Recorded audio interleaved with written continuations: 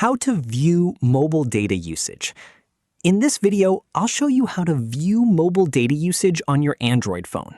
This helps you monitor how much mobile data you've used and identify which apps consume the most data.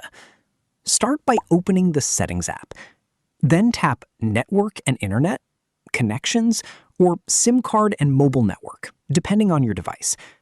Next, tap Data Usage, Mobile Data Usage, or Data Management, depending on your phone. Select your SIM card if you're using dual SIM, if you don't see Data Management.